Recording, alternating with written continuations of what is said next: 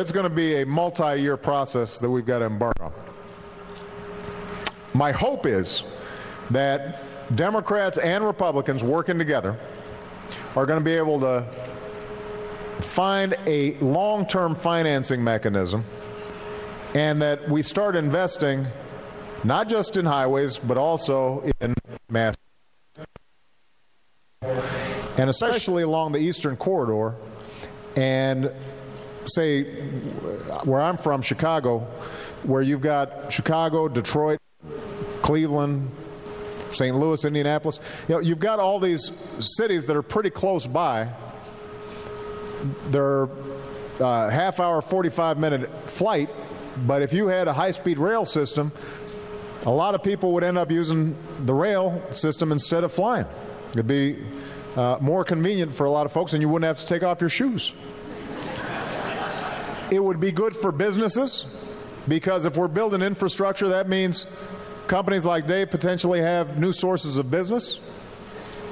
It would be good for our environment, because one of the things, obviously, that we have to recognize is that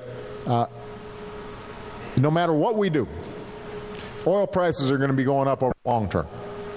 I mean, year to year, they may vary. Sometimes it's $4 a gallon at the pump. Sometimes it drops back down to $2.50.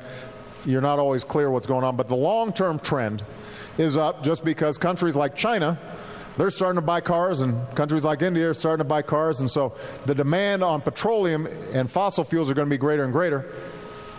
We've got to get a first-class transit system. And we don't have one right now. We used to be at the top.